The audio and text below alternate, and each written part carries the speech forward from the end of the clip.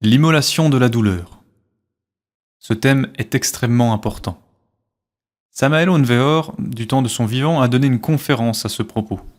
Je vais la réenregistrer pour vous. Puis nous apporterons notre expérience personnelle à ce sujet. Je vous prie donc de bien vouloir écouter cette conférence avec attention. Le maître pose une question à ses disciples. Comment sacrifie-t-on la douleur ?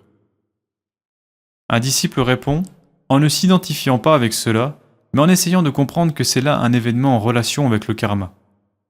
La réponse du maître, elle est un peu vague, la réponse. Très vague, très vague. Réellement, je vais vous dire une grande vérité. La douleur se sacrifie seulement en l'auto-explorant et en faisant sa dissection. Prenons un cas concret. Supposons qu'un homme rencontre soudain sa femme parlant tout bas, ici dans une pièce, avec un autre homme. Réellement, ceci peut provoquer chez lui une certaine jalousie. Maintenant, s'il rencontre sa femme parlant tout bas et en trop grande intimité avec un individu X, il peut avoir un accès de jalousie, accompagné d'une grande contrariété, non ? Peut-être jusqu'à une dispute, n'est-ce pas, avec l'autre homme par jalousie. Ceci produit une douleur épouvantable au mari offensé. Et cela peut aller jusqu'à provoquer un divorce, n'est-ce pas ? Une douleur morale horrible. Cependant, bien que conversant à voix basse, elle n'était pas en train de faire quelque chose de mal. Mais le mental peut faire beaucoup de conjectures, et bien que la femme nie et nie encore, le mental élabore beaucoup de ruses, beaucoup de détours, dans lesquels se forment naturellement beaucoup de conjectures. Que faire pour se sortir de cette douleur ? Comment en tirer profit ? Comment renoncer à la douleur que cela a produit ? Il y a une manière de résoudre et de sacrifier cette douleur, laquelle ? L'auto-réflexion, évidente de l'être, l'auto-exploration de soi-même. Vous-même, êtes-vous sûr, par exemple, de ne jamais avoir eu de relation avec une autre femme ?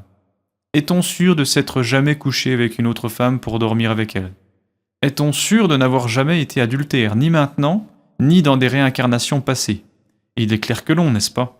Parce que tous, dans le passé, nous avons tous été adultères, fornicateurs, cela est évident. Si on arrive à la conclusion, donc, que nous aussi nous avons été fornicateurs et adultères, alors avec quelle autorité juge-t-on la femme ? Pourquoi le fait-on ?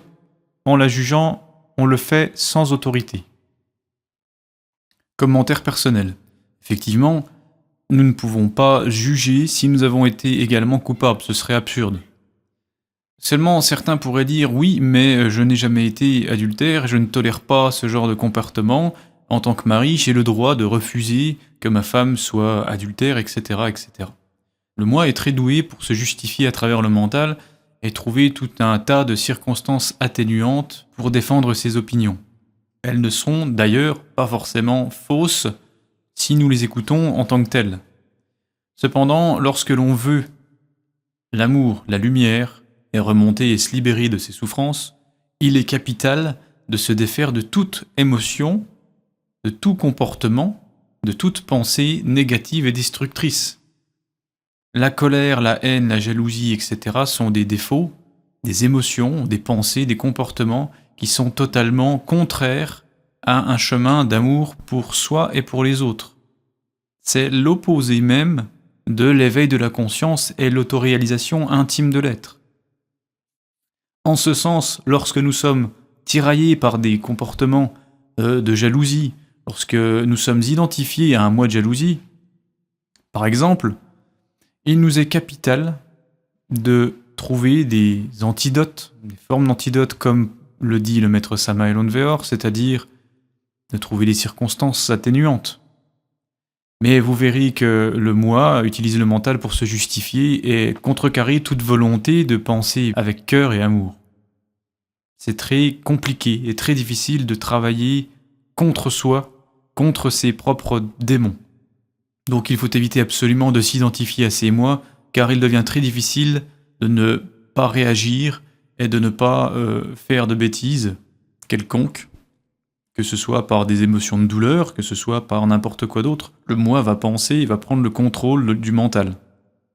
C'est un fait établi que nous avons tous pu expérimenter en appliquant les conseils de Samael Aun Weor.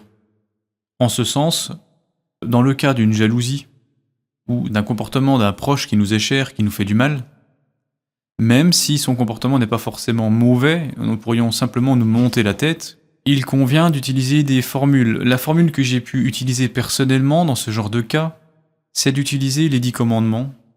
Rappelez-vous que ces 10 commandements ont été donnés par Moïse, d'après le christianisme. Et ces 10 commandements, bien que nous soyons athées ou peu importe, renferment des clés très importantes. C'est évident qu'elles prônent un comportement d'amour pour tous et pour soi-même. Celui qui veut vraiment se libérer de ses souffrances doit mettre en application tous les moyens possibles pour agir avec cœur. Dans les 10 commandements, l'un d'entre eux est « tu ne jugeras point ». Cela s'arrête là. Pourtant, combien de fois jugeons-nous une personne ? Tous les jours, nous jugeons tout le monde. Nous sommes excessivement intolérants et nous nous empoisonnons la vie à juger tout le monde. Ces jugements viennent du fait que l'on s'identifie à des moi particuliers. C'est ainsi. Le travail se fait petit à petit. Si vous voyez que vous êtes tourmenté par de la jalousie, par exemple, ou n'importe quel défaut, il est important, vital, si vous voulez être heureux et éveiller votre conscience et vous libérer, de mettre en application les 10 commandements et de s'auto-observer constamment, de se rappeler à soi constamment et de ne jamais s'identifier à aucune pensée ni émotion. Il faut les regarder, il faut les laisser passer. Si vous commencez à vous identifier, vous allez rentrer dans le manège d'un des moi que vous portez à l'intérieur de vous, que vous avez créé dans le passé par une mauvaise compréhension ou peu importe, et vous allez faire de grosses bêtises. Fin de mon commentaire personnel. Même Jésus le Christ, dans la parabole de la femme adultère, cette femme des évangiles christiques, s'est exclamé « Que celui qui n'a jamais péché lui jette la première pierre ». Personne ne la jeta, ni même Jésus n'a pas osé lui jeter. Il lui dit « Femme, où sont ceux qui t'accusaient ? Ni même moi je t'accuse, va et ne pêche plus. » Ni même lui, qui était si parfait, n'a osé, même lui. Alors nous, avec quelle autorité le ferions-nous ? Alors, qui provoque en nous la souffrance, la douleur suprême ? N'est-ce pas par hasard le démon de la jalousie ? Évidemment, quel autre démon ? Le moi de l'amour-propre qui a été blessé mortellement, n'est-ce pas ? Le moi de l'amour-propre est égoïste à 100%. Et quel autre ? Le moi, disons, de l'auto-importance, n'est-ce pas ? Ou cet autre de l'intolérance qui dit « Dehors, femme adultère, je te condamne, mauvaise, moi je suis vertueux, irréprochable. » Voici donc le délit à l'intérieur de nous-mêmes, et ce genre de moi sont ceux qui produisent la douleur. Quand on est arrivé à la conclusion que ce sont ces moi qui ont produit la douleur, alors on se concentre sur la mère divine Kundalini, et elle désintègre ces moi. Étant désintégrée, la douleur s'arrête. Commentaire personnel.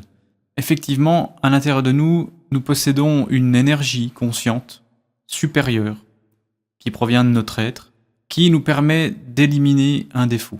Mais pour que cette prière, cette demande à soi-même, à cette partie supérieure de notre être, soit efficace, il faut avoir une certaine compréhension de ce défaut.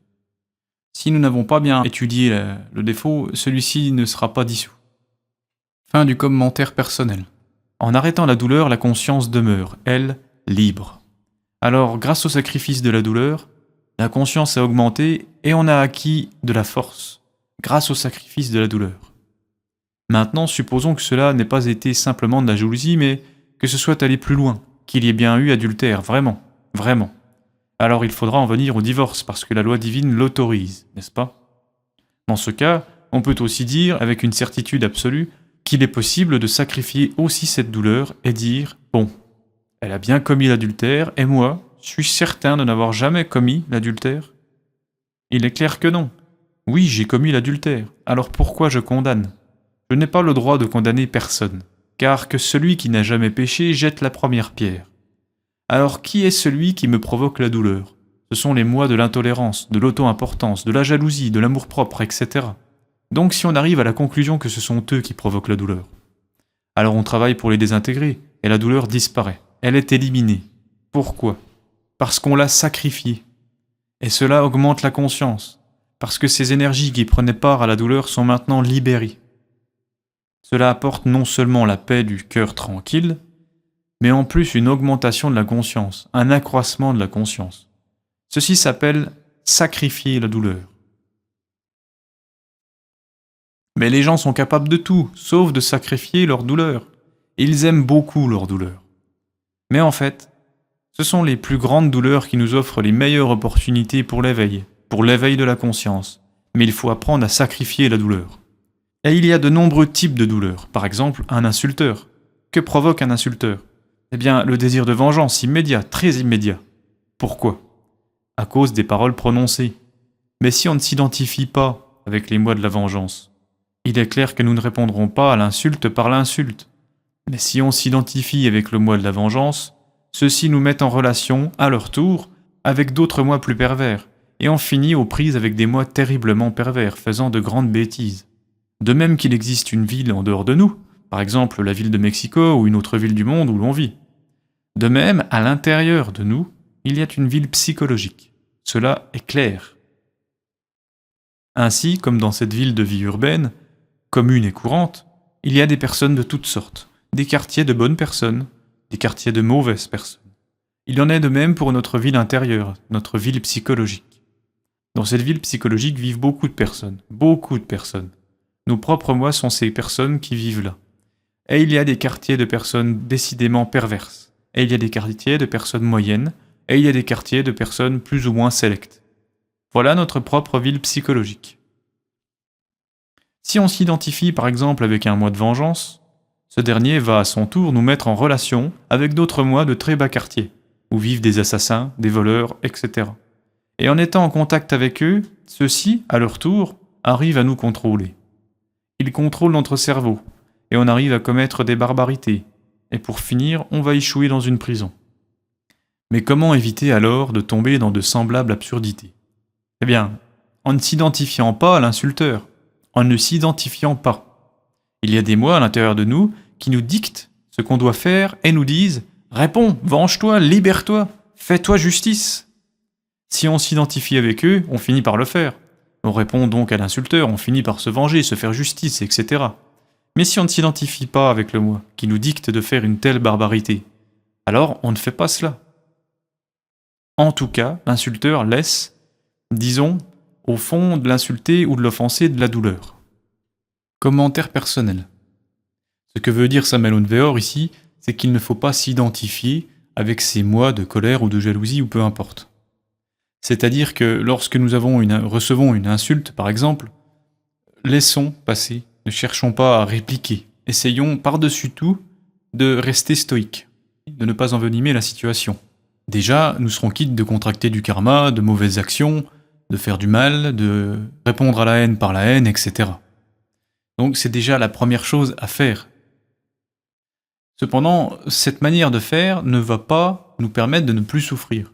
Cette manière de faire nous permet de ne plus envenimer la situation, de ne plus envoyer du mal par le mal, etc. Donc la deuxième chose à faire, c'est d'observer cette douleur, de la comprendre pour la dissoudre et la sacrifier. C'est la deuxième chose.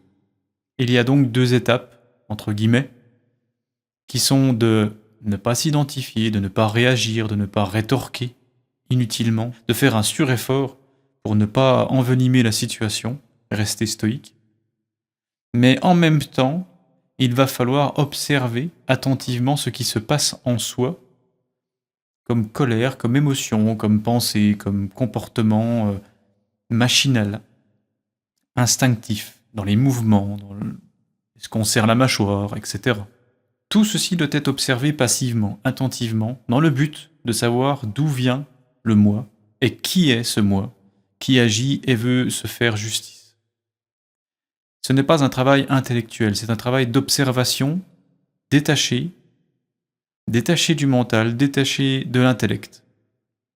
C'est une observation passive de tous les ressorts de ce moi, et c'est par cette observation passive que nous parvenons à une compréhension profonde, une prise de conscience radicale, car avoir conscience n'a rien à voir avec savoir, nous connaissons le défaut.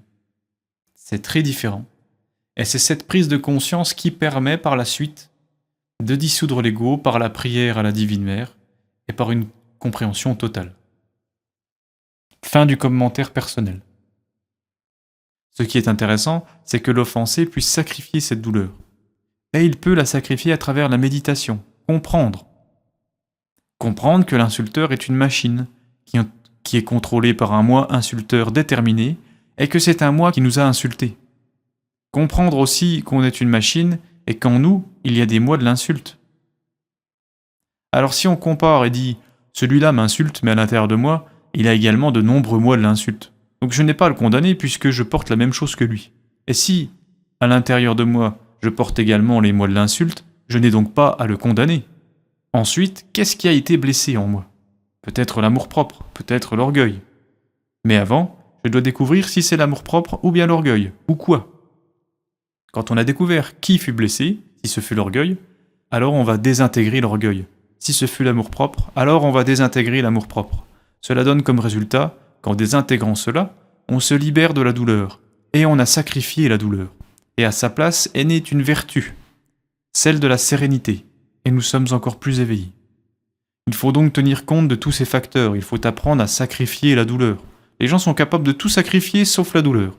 Ils aiment beaucoup leur propre souffrance, ils les idolâtrent, voilà l'erreur. Il est intéressant d'apprendre à sacrifier même ses douleurs pour pouvoir éveiller sa conscience. C'est clair, ce n'est pas chose facile. Le travail est dur. Aller contre soi-même est quelque chose de très dur, ce n'est pas très agréable. Mais par contre, cela vaut la peine d'aller contre soi-même pour le résultat qui sera obtenu, l'éveil. Ainsi comprenez-vous? Question d'un disciple. Maintenant, il me semble ridicule de poser la question qui me vient tout de suite à l'esprit, comme je me rends compte que personne, ou presque personne, n'a cette capacité d'analyse dont vous disposez, qui permet d'aller à des travaux si profonds, n'est-ce pas? Mais qu'est-ce qui vous a donné cette capacité d'analyse? Réponse. Je vais être sincère avec vous. Au début, ma capacité d'analyse, bien que je pensais qu'elle était extraordinaire, était, par rapport à la capacité que j'ai actuellement, quelque chose de naissant. La capacité que j'ai actuellement s'est développée, donc à partir d'une capacité naissante. Cette capacité d'analyse actuelle ne provient certainement pas d'autre chose que de la dissolution de l'ego. Il s'avère que lorsqu'on a l'ego, on est très maladroit. Mais quand on désintègre l'ego, l'essence devient libre, et l'essence libre nous confère l'intelligence. Mais celui qui a l'ego croit qu'il est intelligent, il ne l'est pas. Mais il croit qu'il l'est, mais il ne l'est pas. Il peut être intellectuel, mais être intellectuel est une chose et être intelligent en est une autre.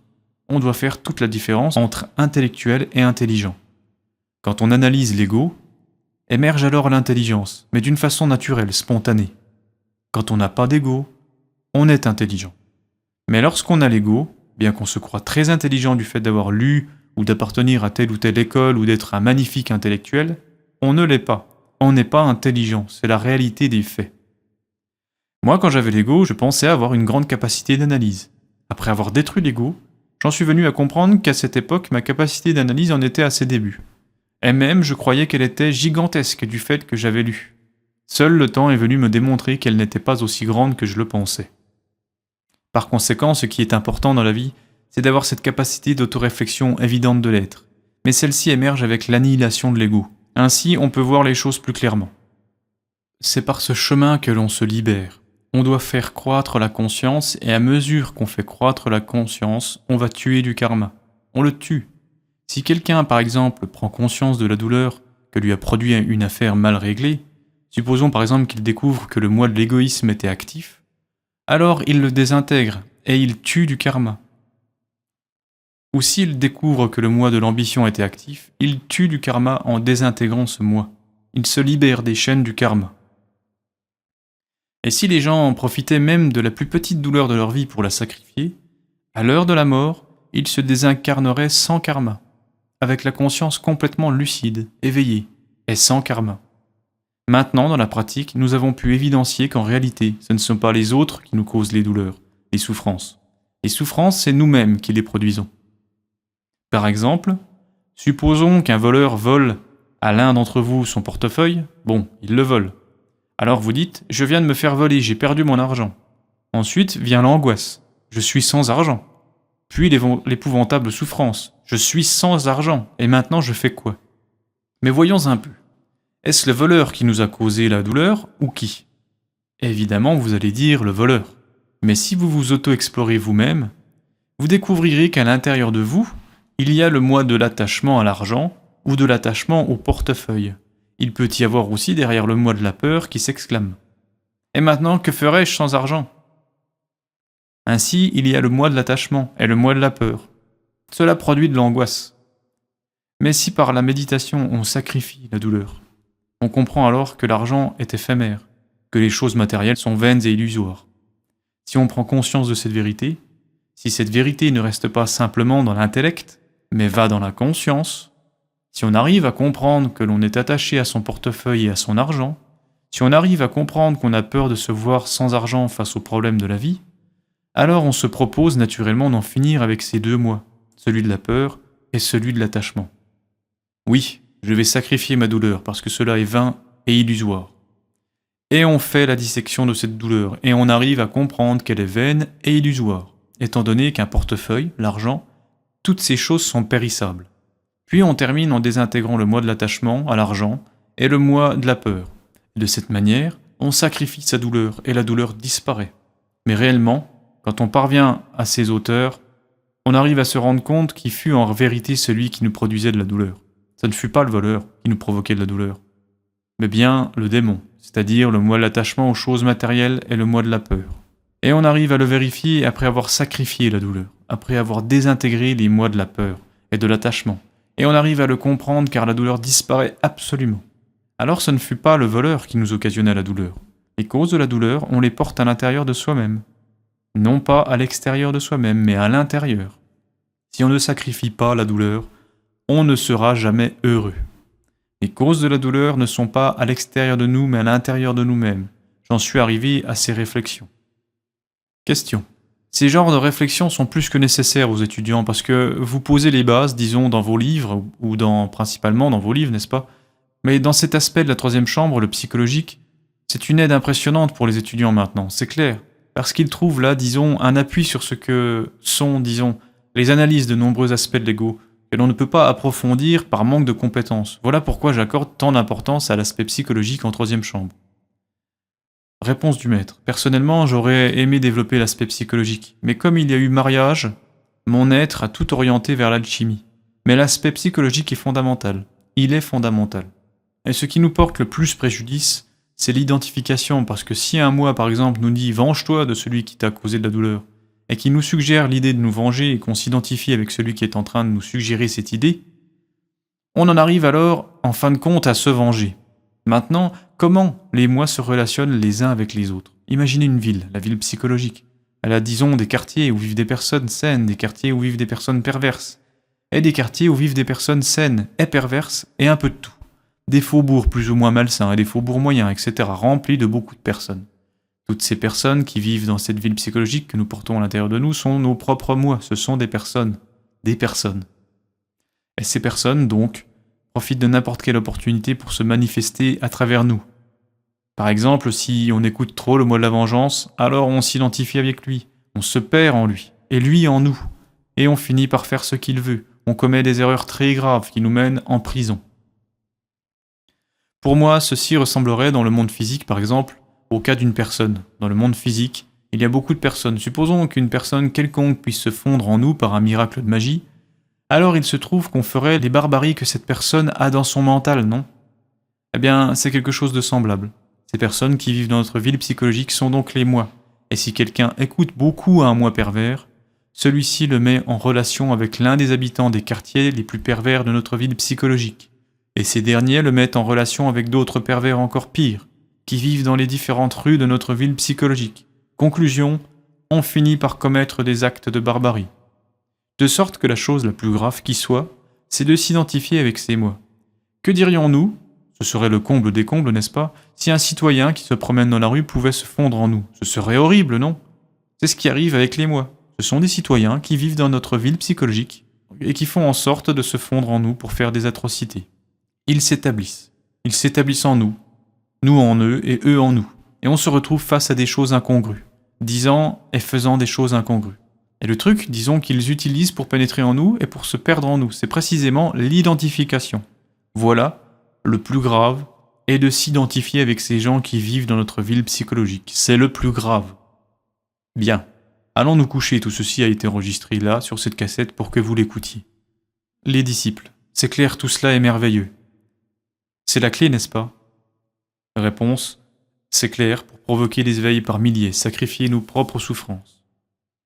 Les disciples, sacrifier nos propres souffrances. Le maître, c'est cela, et les gens ne sont pas disposés à les sacrifier. Ils les aiment trop. Mais si on les sacrifie, boum, les éveils arrivent, successifs, les disciples. C'est-à-dire au travers de la douleur, n'est-ce pas, la douleur psychologique. La réponse, oui, cela produit de la douleur de sacrifier la douleur. Mais le résultat, c'est l'éveil, total, c'est clair. C'est pour cela qu'il vaut la peine de vivre, parce qu'on a l'opportunité précisément de se sacrifier. Les disciples. Est-ce que cette opportunité est chaque jour en nous, n'est-ce pas? Oui, et à chaque instant, à chaque instant. Il y a beaucoup de gens qui nous entourent et nous procurent des souffrances, je dirais. Mais qui nous procure les souffrances? Ce sont ces gens. La réalité, c'est que les souffrances sont occasionnées par les égos que nous portons en notre intérieur. Les causes de la douleur ne sont pas à l'extérieur de nous, mais à l'intérieur de nous. Voilà la réalité. Voici pour cette conférence du maître Samuel Onveor. On y apprend qu'aujourd'hui nous ne sommes pas un individu unique. À l'intérieur de nous, nous possédons une infinité de moi psychologiques qui pensent, ressentent et agissent d'une manière. Il est très important de ne pas s'identifier à ces différents moi. Il faut bien commencer par un début. Nous n'allons pas pouvoir tout faire d'un coup. Mais disons, aujourd'hui, et durant un certain temps, je vais me concentrer sur les défauts qui me tourmentent le plus. Disons la colère et la luxure, par exemple. Ainsi, nous allons travailler peu à peu notre capacité de rappel de soi. Parce que nous nous oublions constamment, nous sommes toujours en train de rêver dans la journée, nous sommes toujours en train de penser et de nous identifier à tout et rien. Mais nous allons le faire de plus en plus avec volonté, afin de découvrir dans nos comportements, avec les autres, dans la rue, chez nous, etc., la moindre faille, le moindre instant où nous nous identifions à une colère, un agacement. Même les plus petits détails, nous devons sortir une loupe, la loupe de l'auto-observation, pour vraiment concentrer notre regard vers l'intérieur de nous, de notre psyché, afin d'y découvrir des pensées, des comportements, des sortes de blessures émotionnelles, de comportements instinctifs, compulsifs, des gestes violents, etc. C'est tout un travail de découverte de soi, qui nous permet d'aller très très loin et de nous libérer totalement. Je vous invite donc à étudier attentivement cette conférence. Et si vous avez des questions, vous pouvez les poser dans la phase de commentaires de YouTube ou aller sur le forum de Dons et Compassion. Nous nous ferons une joie de vous accompagner dans votre cheminement spirituel.